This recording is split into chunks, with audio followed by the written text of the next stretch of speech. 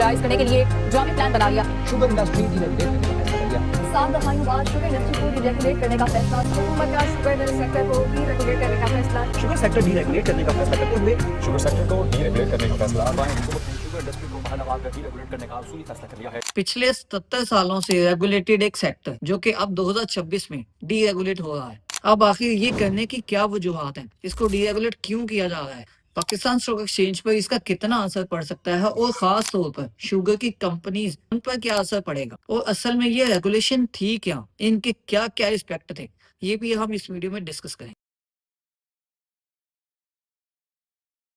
अस्सलाम वालेकुम गाइस, मैं शुएब, आप देख रहे हैं V1 बिलियन यूट्यूब चैनल। जिस तरह कि आपको पता है 15,000 सब्सक्राइबर के बाद हम आपके लिए फंडामेंटल कोर्स पब्लिक करने जा रहे हैं, तो जल्दी से चैनल को सब्सक्राइब कर लें और दोस्तों के लिए शेयर लाजमी करें ताकि हमें भी मोटिवेशन मिल सके और दोस्तों की हेल्प भी हो सके। एंड एक व्हाट्सएप ग्रुप का लिंक जो कि इसी वीडियो की डिस्क्रिप्शन में मौजूद है, तो आप उसको भी फॉलो करके PSX से रिलेटेड न्यूज एंड अपडेट्स को टाइमली अवेल कर सकते हैं। एंड ये तमाम फैसिलिटीज जो कि V1 बिलियनर की टीम की तरफ से आपको प्रोवाइड की जाती हैं, इन फैसिलिटीज को अवेल करने के लिए आप इस व्हाट्सएप नंबर पर रब्ता कर सकते हैं। एंड ये एक नज़र हमारे प्रॉफिट्स पर डालें, तो इन प्रॉफिट्स में हमारे हिस्सेदार बनने के लिए भी आप हमारे नंबर पर रब्ता कर सकते हैं। तो चलिए वीडियो को स्टार्ट करते हैं।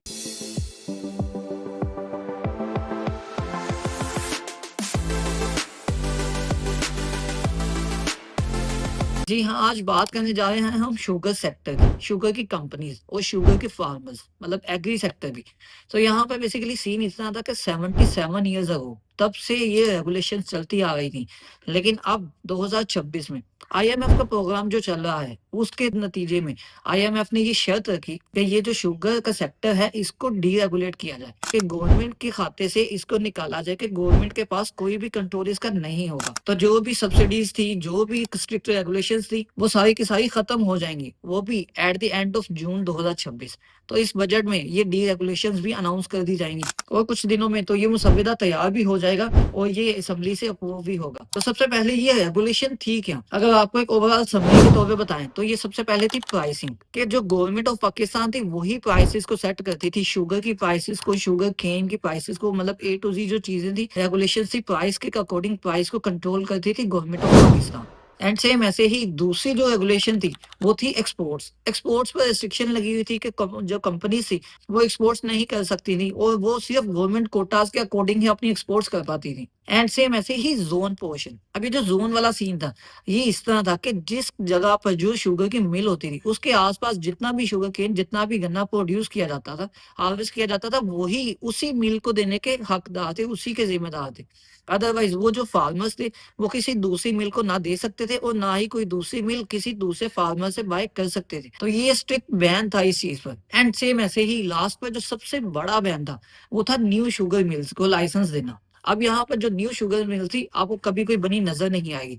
क्यों? क्योंकि ये लाइसेंस ही बंद हुए थे कि कोई भी न्यू शुगर मिल नहीं बनेगी। अब यहाँ पर ये जो कंप्लीट रेगुलेशन इसको फ्यूचर में चेंज कर दिया जाएगा और ये डीरेगुलेट हो जाएंगी। तो ये गवर्नमेंट ऑफ पाकिस्तान की तरफ से जो डीरेगुलेशन होंगी उसमें सबसे पहला जो लाइसेंस का मसला है वो रिजोल्व हो जाएगा, कि कोई भी न्यू मिल बन भी सकती है, लोग उसमें इन्वेस्टमेंट्स भी कर सकते हैं, मतलब कि आपको न्यू मिल्स बनती नजर भी आ सकती हैं after the deregulation.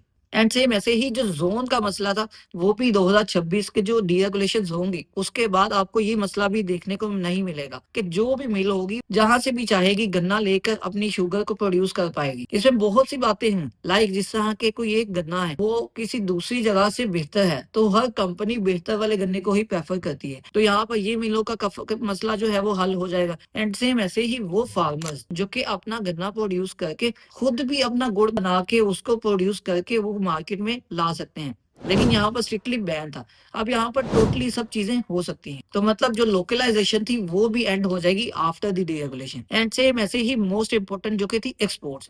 Pakistan stock exchange में लिस्टेड बहुत सी शुगर कंपनीज, स्पेशली बड़ी बड़ी कंपनीज जिनके अंदर काफी पोटेंशियल है, जो कि एक्सपोर्ट्स करने का भी। एंड सेम ऐसे ही जो रॉ मटेरियल्स इंपोर्ट करती हैं, शुगर जो इंपोर्ट करती हैं उसको अगेन रिफाइन करके दोबारा एक्सपोर्ट करना, बहुत सी पोटेंशियल बहुत सी कंपनीज में मौजूद थे, लेकिन रेगुलेशन की वजह से वो सही तरह यूटिलाइज ही नहीं हो पा रही और उनके प्लांट्स वैसे के वैसे ही पड़े थे। लेकिन फ्यूचर में आपको उनमें काफी ज्यादा एनहांसमेंट देखने को मिलेगी। तो मतलब फ्यूचर में आपको इंपोर्ट्स के साथ-साथ मोस्ट इम्पोर्टेंट के जो एक्सपोर्ट्स हैं, उसका पोर्शन काफ़ी ज़्यादा इंक्रीज़ देखने को मिल सकता है और उसमें किसी भी किस्म की कोई भी रिस्ट्रिक्शन नहीं होगी कि कोई भी कंपनी एक्सपोर्ट भी कर सकती है। एंड मोस्ट इम्पोर्टेंट जो थी प्राइसिंग। अब प्राइसिंग जो थी वो गवर्नमेंट सेट करती थी, लेकिन अब यहाँ पर जो डीरेगुलेशन हो जाएगी, उसके बाद जो प्राइसिंग होगी वो डिमांड एंड सप्लाई तय करेगी कि गुड़ की कीमत, जो शुगर की कीमत है वो क्या होगी। तो अब यहाँ पर बात बिल्कुल भी खत्म नहीं हुई। रेगुलेशन जो थी, रेगुलेशन में ये भी फोकस करवाया जाता था कि जो शुगर मिल्स हैं उन्होंने शुगर पे फोकस रखना है, लेकिन आफ्टर द डीरेगुलेशन वो जो फोकस है वो आप दूसरी जगहों पे भी कर सकते हैं। जिस तरह के बहुत सी कंपनीज में मौजूद है जो कि एथेनॉल के प्लांट्स भी हैं, एंड सेम ऐसे ही एनर्जी की तरफ भी काफी ज्यादा रुझान है, और रिफाइंड एक्सपोर्ट्स का तो ऑलरेडी मैंने आपको बता दिया। तो डीरेगुलेशन के बाद ये कंप्लीट स्टेप्स भी आपको एक ही कंपनी में देखने को मिल सकते हैं। तो ये थी ओवरऑल समरी, लेकिन इसके साथ साथ बात अभी यहाँ पर खत्म नहीं हुई।